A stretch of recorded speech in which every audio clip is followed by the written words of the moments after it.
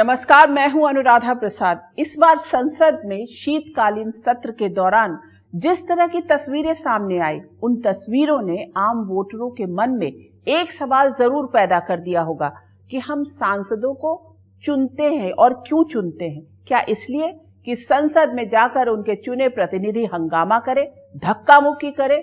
गुरुवार को संसद परिसर में विरोध प्रदर्शन के दौरान जाने अनजाने ऐसा हंगामा हुआ कि धक्का मुक्की की बातें सामने आ गई। 2 सांसदों को अस्पताल में भर्ती करना पड़ा। जो सांसद कानून बनाते हैं वही एक दूसरे के खिलाफ रपट लिखाने थाने पहुंच गए। लोकसभा में नेता प्रतिपक्ष राहुल गांधी के खिलाफ एफआईआर भी दर्ज कराई गई। संसद के इतिहास में 19 दिसंबर को काला दिन बताया जा रहा है, लेकिन सवाल ये है कि क्या ऐसे ही दुनिया के सबसे बड़े लोकतंत्र की संसद चलेगी? क्या हमारे सांसदों की सहन शक्ति या सुनने की क्षमता दिनों दिन कम होती जा रही है? क्या हमारे सांसद सिर्फ आरोप प्रत्यारोप करते हुए एक दूसरे को घेरने में सारी ऊर्जा खर्च कर रहे हैं? क्या सत्ता पक्ष और विपक्ष का मकसद सिर्फ हंगामा खड़ा करना रह गया? आखिर संसद चलाने की जिम्मेदारी किसकी है, सत्ता पक्ष की या विपक्ष की? संसद के भीतर गंभीर मुद्दों पर सार्थक चर्चा कम क्यों होती जा रही है? आज ऐसे ही सवालों के जवाब तलाशने की कोशिश करेंगे अपने खास कार्यक्रम संसद में कैसे खत्म होगा संग्राम।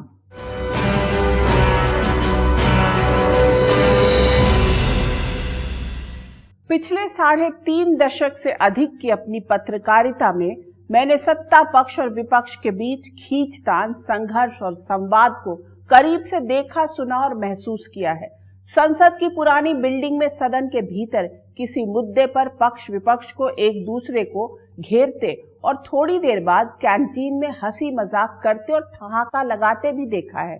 कई संसदीय कार्य मंत्री को सत्ता पक्ष से अधिक विपक्षी पार्टियों के नेताओं के साथ उठते बैठते देखा है। साल 2014 में जब बीजेपी प्रचंड बहुमत से सत्ता में आई, नरेंद्र मोदी पहली बार संसद पहुंचे तो उन्होंने लोकतंत्र के मंदिर की सीढ़ियों पर झुककर नमन किया, जिससे लगा कि अब संसद के भीतर शोर शराबा, हो हल्ला, हंगामा और बॉयकॉट की जगह कामकाज की रफ्तार बढ़ेगी। पक्ष विपक्ष मिलकर इस तरह काम करेंगे जिससे संसद में नई सकारात्मक कार्य संस्कृति विकसित होगी। लेकिन हाल में संसद के भीतर सत्ता पक्ष और विपक्ष के बीच दूरियां लगातार बढ़ रही हैं। मुद्दों पर मतभेद अब मनभेद में बदलता दिख रहा है। विरोध प्रदर्शन और बहिष्कार से आगे निकलकर बात धक्का मुक्की तक जाने लगी है। इसकी एक तस्वीर 19 दिसंबर को संसद परिसर में देखने को मिली, जहां सांसदों ने एक दूसरे पर धक्का मुक्की का आरोप लगाया। बीजेपी के 2 सांसद प्रताप सारंगी और मुकेश राजपूत घायल हो गए। ऐसे में सबसे पहले समझते हैं कि संसद में अब किस तरह की धक्का मार पॉलिटिक्स चल रही है।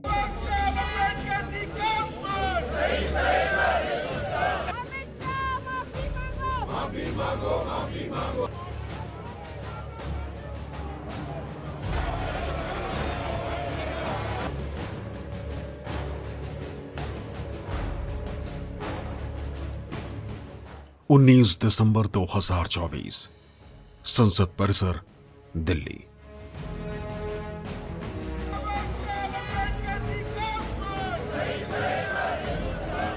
सुबह से ही संसद परिसर में बीजेपी और कांग्रेस के सांसद प्रदर्शन कर रहे थे। दरअसल BR अम्बेडकर पर गृह मंत्री अमित शाह के बयान के विरोध में कांग्रेस संसद में प्रदर्शन कर रही थी।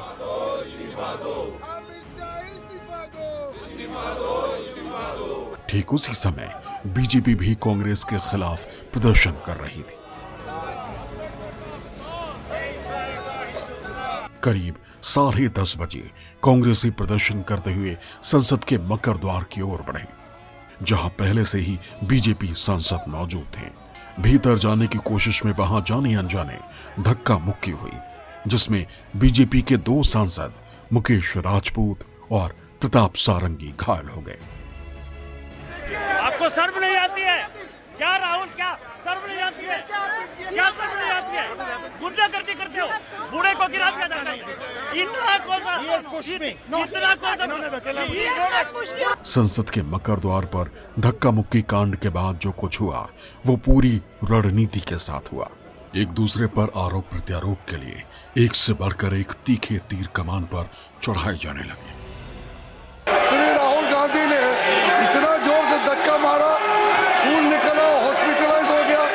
ये जो कांग्रेस पार्टी का बिहेवियर है ये इतना शर्मनाक है, हम विश्वास भी नहीं कर सकते हैं। हमारे पास संख्या है, हम डरने वाला नहीं है, लेकिन हाथापाई करके हम एक दूसरे को मारा मारी करके संसद को हम इस नीचे स्तर तक हम गिराना नहीं चाहते हैं। अभी तक हम संसद में अगर उम्मीदवार का चयन करते थे तो कौन जीतेगा, लोकप्रिय कौन है और कौन ढंग से तथ्यों और तर्कों के साथ संसद में अपनी बात रखेगा। लेकिन कांग्रेस तो धारा बदल रही है, शारीरिक ताकत का प्रयोग होगा अब संसद में। पहलवान जाएं, गुंडे जाएं, उठा के पटक के फेंकने वाले जाएं। किस दिशा में कांग्रेस लोकतंत्र को ले जा रही है? ये केवल अशोभनीय नहीं है, केवल निंदनीय नहीं है, शर्मनाक है और मेरा सिर तो सर्व से झुक गया आज। दूसरी ओर कांग्रेसी दिग्गजों ने दलील दी कि बीजेपी सांसदों ने पूरी प्लानिंग के साथ धक्का मुक्की कांड को अंजाम दिया। हमारे ऊपर हमला करके, और मैं उसमें पहले ही मैं किसी को धक्का देने की स्थिति में नहीं हूं, लेकिन मेरे को खुद वो लोग धक्का दिए, मैं अपना बैलेंस नहीं संभाल सका, मैं नीचे बैठ गया। तो अब हमारे ऊपर इल्जाम भी लगा रहे हैं कि हमने धक्का दिया, हमने उनको गिराया। हम अंबेडकर जी के स्टैचू से सारे एमपी शांति से पार्लियामेंट हाउस जा रहे थे। पार्लियामेंट हाउस के सीढ़ियों पे बीजेपी के एमपी लकड़ियां लिए हमारे सामने खड़े होते हैं, हमें अंदर नहीं जाने देते हैं, और उसके बाद अब ये थोड़ा सा अपना फिर से डिस्ट्रैक्शन करने की कोशिश कर रहे हैं। धक्का मुक्की कांड में जख्मी बीजेपी सांसद मुकेश राजपूत और प्रताप सारंगी को अस्पताल पहुंचाया गया, लेकिन राजनीति तो 7वें आसमान पर पहुंच गई। सभी अपने अपने तरीके से लोहा गर्म करने लगे, बिना इस बात की परवाह किए कि माननीयों के ऐसे अमर्यादित व्यवहार का लोगों पर क्या असर पड़ेगा, दुनिया के सबसे बड़े लोकतंत्र की छवि पर कितना बट्टा लगेगा। ये धक्का मुक्की इसलिए हुई क्योंकि संसद के परिसर में कभी महात्मा गांधी की मूर्ति हुआ करती थी। विपक्ष के सदस्य जब नाराज होते थे तो उस महात्मा गांधी के शरण में चले जाते थे। अब इन्होंने वो एवेन्यू हटा दिया, महात्मा जी को पीछे कहीं संसद में धकेल दिया गया। अब उनके पास कैसे कोई जाए?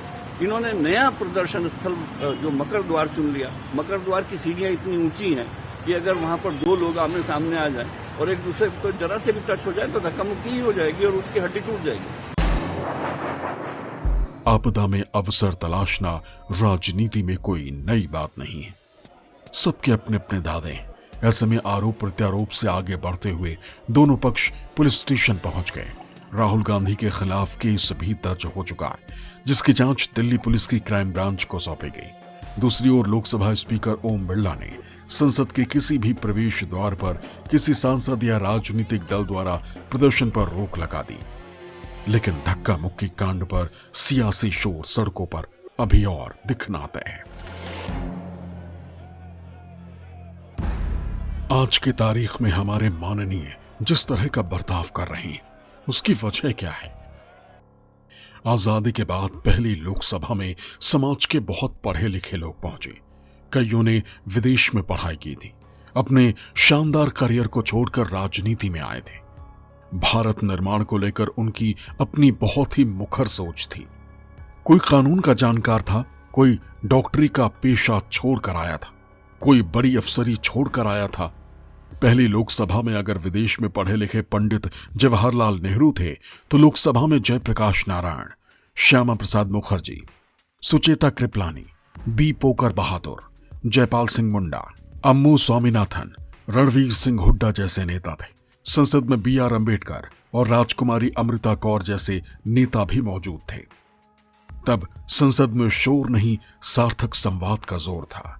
तब संख्या में भले ही विपक्ष गिनती का था, लेकिन हर मुद्दे पर बहुत ही धारदार दलील सदन में रखी जाती थी।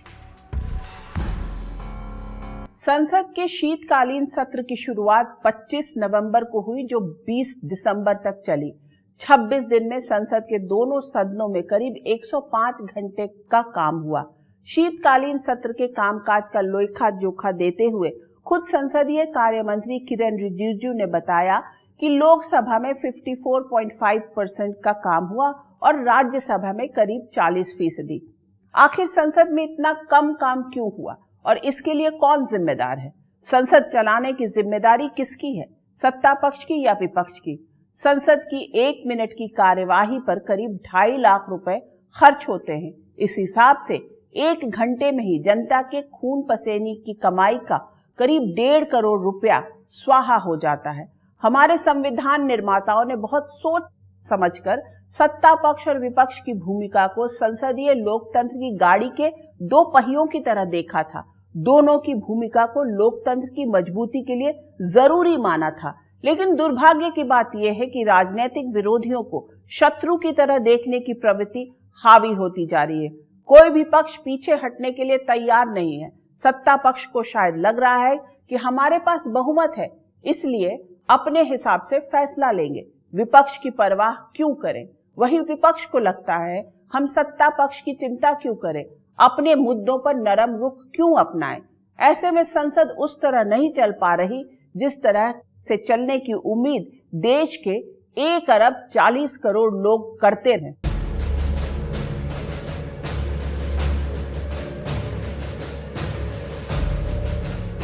संसद के दोनों सदन लोकसभा और राज्यसभा में शोर बहुत सुनाई दिया, लेकिन काम बहुत कम हुआ। इस शीतकालीन सत्र में लोकसभा में 5 विधेयक पेश हुए, जिसमें से 4 पारित हुए, जबकि राज्यसभा की दहलीज पर 3 विधेयक ही पार कर पाए। दोनों सदनों से सिर्फ भारतीय वायुयान विधेयक 2024 ही पारित हो पाया। संसद के शीतकालीन सत्र का ज्यादातर समय तू मैं में बीता। ये शीतकालीन सत्र का प्रोडक्टिविटी की दृष्टि से, कामकाज का दृष्टि से लोकसभा 54.5% और राज्यसभा में लगभग 40% का काम हो पाया है। हम इससे संतुष्ट नहीं है। लगातार संसद में काफ़ी ऐसा गतिविधि देखने को मिला जिससे कामकाज को भी नुकसान हुआ और संसद के गरिमा को भी नुकसान पहुंचाया है। इस बार संसद के शीतकालीन सत्र में लोकसभा में 62 घंटे तो राज्यसभा में 43.6 घंटे काम हुआ, जिसमें से कानून बनाने को लेकर लोकसभा में 23 घंटे और राज्यसभा में 9.4 घंटे काम हुआ। विपक्षी नेताओं का कहना है कि राज्यसभा की 43.6 घंटे की कार्यवाही में करीब 4.5 घंटे तक खुद सभापति जगदीप धनखड़ बोले। विपक्षी नेताओं ने सभापति धनखड़ के खिलाफ अविश्वास प्रस्ताव भी पेश किया, जो खारिज हो गया। कांग्रेस अध्यक्ष मल्लिकार्जुन खड़गे ने कहा कि सभापति राज्यसभा में स्कूल के हेडमास्टर जैसा बर्ताव करते। विपक्षी सांसद 5 मिनट भाषण दें तो वो उस पर 10 मिनट तक टिप्पणी करते।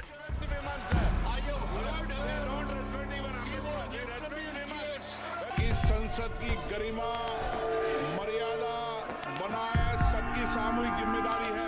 लोकसभा की कार्यवाही भी हंगामे की भेंट चढ़ती रही। सत्ता पक्ष और विपक्ष दोनों अपने अपने मुद्दों और रुख पर अड़े रहे। इससे संसद की कार्यवाही हंगामे की भेंट चढ़ती रही।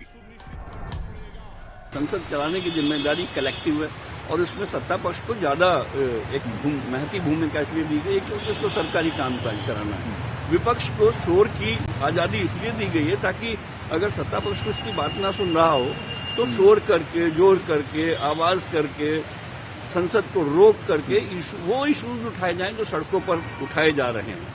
मुझे लगता है कि इन दोनों के बीच में एक समन्वय आता है जब कि सरकार ये कहती है कि ठीक है भाई, आप अपने इशू उठा लीजिए, आप हमारे कामकाज, हमारे बिल पारित करा दीजिए, लेकिन जब सरकार या विपक्ष की तरफ से कड़ियल रवैया आ जाता है कि नहीं, हम तुम्हारे कामकाज नहीं होने देंगे, वो कहते हैं कि हम तुम्हारे इशू नहीं उठने देंगे, तब संसद का चक्का जाम हो जाता है। अब प्रॉब्लम यह है कि संवाद टूट चुका है सत्तारूढ़ दल में और विपक्ष में।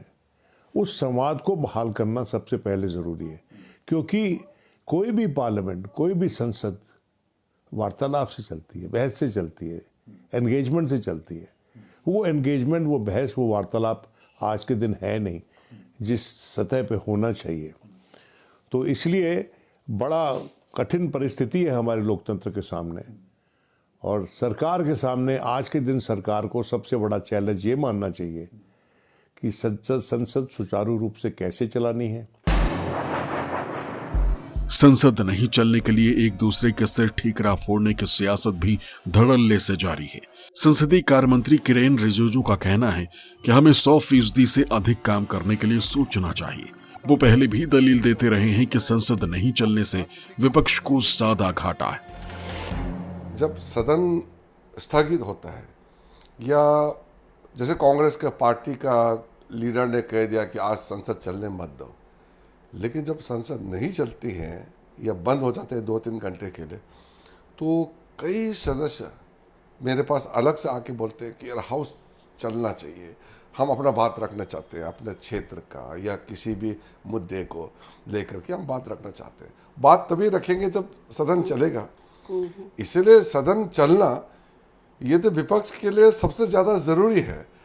और मैं दूसरी बात बताता हूँ, ये एक गलत फहमी होकर बैठा हुआ है विपक्ष के लोगों के मन में कि सदन नहीं चलने से हम दबाव डाल रहे हैं। अरे सरकार तो वैसे ही चल रहा है, वो तो सरकार तो चलेगा, लेकिन नए कानून बनाने के लिए, विस्तृत रूप से चर्चा करने के लिए सदन में विपक्ष को तभी मौका मिलेगा जब सदन चलेगा। इसीलिए जितना सदन कम चलेगा उतना नुकसान ज़्यादा होगा विपक्ष के लिए।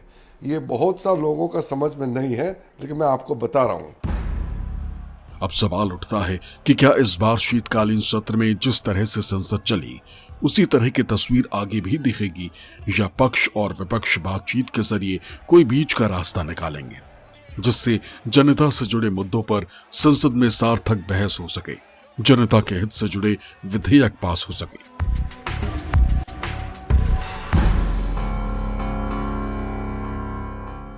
संसद में संविधान की 75 वर्षों की गौरवशाली यात्रा पर बहस हुई, लेकिन उस बहस का लब्बो-लुआब क्या निकला? लोकसभा में 15 घंटे 43 मिनट और राज्यसभा में 17 घंटे 41 मिनट तक सांसदों ने अपने विचार रखे। संसद में पक्ष विपक्ष दोनों के पास बहुत सार्थक बहस का मौका था, लेकिन दोनों पक्षों के सदस्य ज्यादातर समय अटैक इज बेस्ट डिफेंस वाली रणनीति के साथ चर्चा को आगे बढ़ाते रहे। बहस के दौरान कई बार ऐसा लग रहा था कि चर्चा संविधान के 75 साल पर नहीं, इमरजेंसी के 49 साल पर हो रही है। कुछ महीने पहले मैं प्रधानमंत्री मोदी के प्रधान सचिव रहे नृपेंद्र मिश्रा का इंटरव्यू कर रही थी, ठीक उसी 3 मूर्ति भवन में जो कभी पंडित नेहरू का प्रधानमंत्री आवास हुआ करता था। उसी 3 मूर्ति भवन में पीएम म्यूजियम भी बना है। नृपेंद्र मिश्रा ने बताया कि जब उन्हें प्रधानमंत्री म्यूजियम बनाने की जिम्मेदारी सौंपी गई, तब पीएम मोदी ने उनसे एक ही बात कही थी, इसमें जरा भी नेगेटिविटी नहीं दिखनी चाहिए। भारत के सभी प्रधानमंत्रियों के कामों का सकारात्मक पक्ष दुनिया के सामने आना चाहिए। ऐसे में यह समझना मुश्किल है कि जब पूर्व प्रधानमंत्रियों के भारत निर्माण में योगदान को लेकर पीएम मोदी इतनी खुली सोच रखते हैं, तो फिर संसद से सड़क तक पक्ष विपक्ष के बीच इतना अविश्वास क्यों, इतनी कटुता क्यों? हमारे लोकतंत्र की सबसे बड़ी खूबसूरती यहाँ की संसदीय परंपराओं में मानी जाती है, जिसमें विपक्ष को रौंदने वाली सोच नहीं बल्कि विपक्ष को सहयोगी के रूप में देखने की परंपरा रही है। इसके पक्ष में हाकें।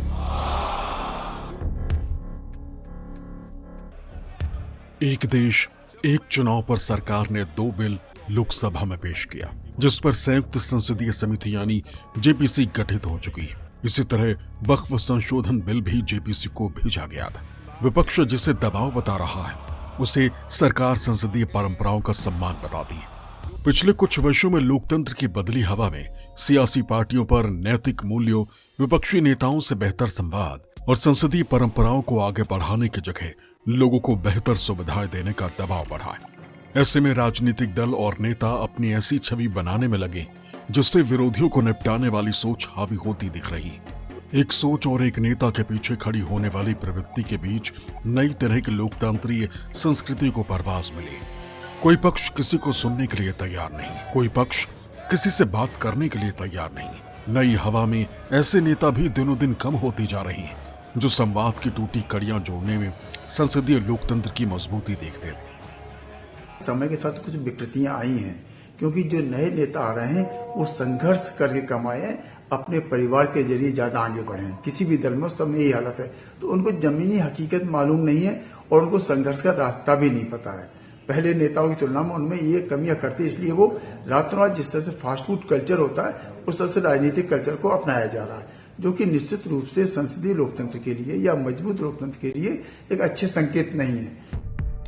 सियासी पार्टियों को लगता है कि जब उनके भविष्य के बारे में आखिरी फैसला जनता को ही करना है, संविधान में भी सभी शक्तियों का स्रोत बुलंद लोकतंत्र के लोगों को बताया गया है। ऐसे में किसी तरह चुनाव जीतकर सत्ता में आना मुख्य मकसद बन गया है। इस होड़ में एक और मुफ्त की योजनाओं के जरिए लोगों से सीधा कनेक्शन जोड़ने की रेस लगी, तो दूसरी ओर खुद को लोगों के मुद्दे के लिए लड़ने वाले फाइटर के तौर पर पेश करने की। इस होड़ में पुरानी संसदीय परंपराएं किनारे लगती जा रही और नई संसदीय संस्कृति गढ़ने की कोशिश हो रही।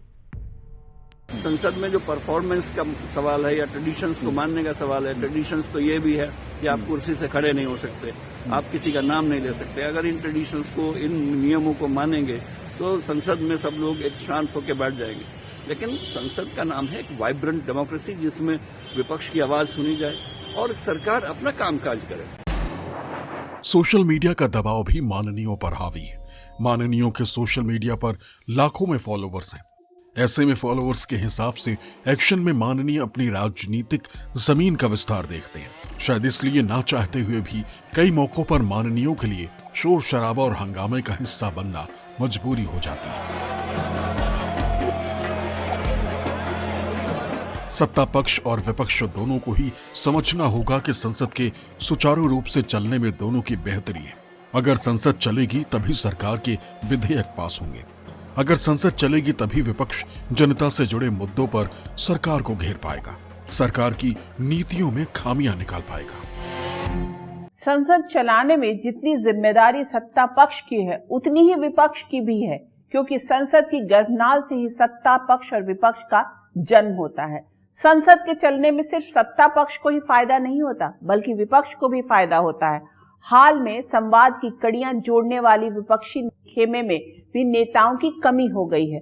दूसरी ओर सोशल मीडिया की वजह से राजनीतिक दलों पर दबाव कई गुना बढ़ गया है। सोशल मीडिया पर अपने प्रशंसकों को खुश करने के चक्कर में या लोगों की वाहवाही के लिए अक्सर नेतागण शब्दों की लक्ष्मण रेखा लांघ जाते हैं। आज की राजनीति में सबसे बड़ी समस्या ये है कि सत्ता पक्ष और विपक्ष में संवाद की कड़ियां जोड़ने वाले नेताओं का अकाल पड़ गया है। दोनों ओर से ऐसे नेताओं की कमी दिख रही है जो बातचीत के सिलसिले को आगे बढ़ाने में एक असरदार कड़ी की भूमिका निभा सके। कभी इस कड़ी में अटल बिहारी वाजपेयी, कामरेड हरकिशन सिंह सुरजीत, प्रणब मुखर्जी, पीए सांगमा, वेंकैया नायडू, सुषमा स्वराज, अरुण जेटली और अहमद पटेल जैसे नेता थे, जिनके सभी पार्टियों के नेताओं से बेहतर ताल्लुकात थे। अब दोनों पक्षों में ऐसा कोई नेता दिख भी नहीं रहा जिसकी पैठ सभी दलों में हो, जो ईमानदारी से संवाद की टूटी कड़ियां चाय, लंच या डिनर के बहाने जोड़ने की कोशिश करे। ऐसे में जब हमारी संसद का ज्यादातर समय हंगामे की भेंट चढ़ रहा हो, तब ये समझना जरूरी है कि आजादी के बाद किन संसदीय परंपराओं के साथ पक्ष विपक्ष मिलकर भारतीय लोकतंत्र की जड़ों को सींचते रहे हैं। आजाद भारत को तरक्की के रास्ते पर ले जाने के लिए पंडित नेहरू सबको साथ लेकर चलने में विश्वास रखते थे। वैचारिक विरोध और विरोधाभासों के बीच सहमति बनाने में भारत की तरक्की देख रहे थे। इसलिए आजाद भारत में पंडित नेहरू की पहली अंतरिम सरकार में प्रतिभा को तरजीह मिली। सिर्फ कांग्रेस ही नहीं, दूसरी पार्टियों के नेताओं को भी कैबिनेट में जगह मिली। आजादी के बाद पहले आम चुनाव में कांग्रेस को प्रचंड बहुमत मिला। साल 1957 और 1962 में भी कांग्रेस के सामने कोई दूसरी विचारधारा विकल्प नहीं बन पाई। प्रचंड बहुमत के बावजूद पंडित नेहरू ने विपक्ष की आवाज दबाने की कोशिश नहीं की। उनकी सोच थी कि इतने बड़े भारत को अगर कोई जोड़े रख सकता है तो वो है बेहतर संवाद और एक दूसरे का सम्मान। इसलिए उन्होंने सियासी विरोधियों को शत्रु नहीं, संसदीय लोकतंत्र की गाड़ी को आगे बढ़ाने वाले सहयोगी के तौर पर देखा। विपक्ष की आलोचना को आलोचना की तरह नहीं, सलाह की तरह लिया। ऐसा नहीं है कि नेहरू जी से मतभेद नहीं थे, और मतभेद चर्चा में गंभीर रूप से उभर कर सामने आती थी। मैंने एक बार पंडित जी से कह दिया था कि आपका एक मिला जुला व्यक्तित्व है और आप में चर्चिल भी है और चैम्बरलेन भी है। वो नाराज नहीं हुए। शाम को किसी बैंक्वेट में मुलाकात हो गई और उन्होंने कहा आज तो बड़ा जोरदार भाषण दिया है, और हंसते हुए चले गए। अटल बिहारी वाजपेयी अगर 1962 में चीन युद्ध में भारत की हार को लेकर पंडित नेहरू की नीतियों पर सवाल उठाने का हौसला रखते थे, तो 1971 में पाकिस्तान पर जीत के बाद इंदिरा गांधी की दुर्गा से तुलना करने में भी देर नहीं लगाते। जब 1975 में देश में इमरजेंसी लगी तो इंदिरा सरकार ने अटल बिहारी वाजपेयी को भी जेल में डाल दिया। सियासी लड़ाई अपनी जगह और निजी रिश्ते अपनी जगह। संसदीय लोकतंत्र में पहले विरोध विचारों और तौर तरीकों का था, व्यक्ति विशेष का नहीं। देश को आगे बढ़ाने में सबकी भूमिका को बड़े मन से कबूल किया जाता था, चाहे सत्ता पक्ष हो या फिर विपक्ष। ये बात तो कई बार स्वयं अटल जी कहते थे कि जब वो बैक बेंचर थे तो उनको बोलने की स्पेस जो है वो पंडित जी के तत्वावधान में मिलती थी। और पंडित जी ने तो यहाँ तक कहा उनके बारे में कि ये this man is the future prime minister of India. ये फराक दिली, ये दरिया दिली की जरूरत है। नरसिम्हा राव से मनमोहन सिंह तक के दौर में भी संसदीय लोकतंत्र की इस यात्रा में हमेशा विपक्ष को समकक्ष यानी बराबर के तौर पर देखा गया। विपक्षी नेताओं के सुझावों को बड़ी विनम्रता और आदर के साथ सत्ताधारी पार्टियों ने सुना, जिससे लोगों की बेहतरी के लिए ज्यादा से ज्यादा काम किया जा सके। पिछले कुछ वर्षों से जिस तरह से विपक्ष मुक्त राजनीति के एजेंडे को आगे बढ़ाया जा रहा है, वहीं विपक्ष भी सत्ता पक्ष को घेरने के लिए अटैक इज बेस्ट डिफेंस के रास्ते बढ़ रहा है। उसमें सत्ता पक्ष और विपक्ष के बीच फासले बढ़ते जा रहे हैं और संवाद की कड़ियां टूटती जा रही हैं। इतिहास गवाह रहा है कि अगर प्रचंड बहुमत से लैस इंदिरा गांधी, राजीव गांधी और नरेंद्र मोदी ने सत्ता में रहते हुए बड़े और कड़े फैसले लिए, तो गठबंधन सरकार चलाते हुए नरसिम्हा राव ने भी उदारीकरण जैसा फैसला लेने में जरा भी हिचक नहीं दिखाई। गठबंधन सरकार चलाते हुए अटल बिहारी वाजपेयी ने परमाणु परीक्षण का फैसला लिया। डॉक्टर मनमोहन सिंह ने गठबंधन सरकार में ही अमेरिका के साथ परमाणु करार पर दस्तखत किए थे। वो भी भारत के संसदीय लोकतंत्र का ही दौर था, जब नरसिम्हा राव ने कश्मीर मुद्दे पर भारत का पक्ष रखने के लिए संयुक्त राष्ट्र मानवाधिकार आयोग में भेजे गए प्रतिनिधिमंडल में विपक्ष के नेता अटल बिहारी वाजपेयी को शामिल किया था। वो भी एक दौर था जब गंभीर मसलों पर पब्लिक के बीच जाने से पहले विपक्षी नेताओं से सलाह मशविरा किया जाता था। लेकिन पिछले कुछ वर्षों में भारतीय लोकतंत्र को सत्ता पक्ष और विपक्ष दोनों ने अपनी सहूलियत के हिसाब से परिभाषित किया है। भारत जैसे विशालकाय लोकतंत्र में विपक्ष की भूमिका भी बहुत जिम्मेदारी का काम है। संसदीय लोकतंत्र में विपक्ष का काम है सरकार के फैसले में कमियां निकालना और लोगों से जुड़े मुद्दों को उठाना, तो सत्ता पक्ष का काम है विपक्ष को साधते हुए संसद चलाते हुए आगे बढ़ना। ऐसे में जब हम 2047 तक विकसित भारत के लक्ष्य को लेकर आगे बढ़ रहे हैं, तो सत्ता पक्ष और विपक्ष के नेताओं को गंभीरता से ये सोचना चाहिए कि ऐसा कौन सा रास्ता निकाला जाए जिससे एक दूसरे पर तीखे कटाक्ष और मतभेद को मनभेद में बदलने वाली मानसिक जकड़न से आजादी मिले। संसद में जनता से जुड़े मुद्दों पर खुलकर बहस हो, एक दूसरे को जड़ से मिटाने की जगह लोगों की बेहतरी के लिए दमदार भूमिका निभाने वाली सोच को बढ़ावा मिले। आज के इस खास एपिसोड में बस इतना ही। आपसे फिर मुलाकात होगी किसी ऐसे मुद्दे के साथ जिसे जानना और समझना हम सब के लिए जरूरी होगा। तब तक के लिए मुझे दीजिए इजाजत। निष्पक्ष खबर, सटीक विश्लेषण और अपने हक से जुड़े मुद्दों के लिए आप देखते रहिए News 24। नमस्कार।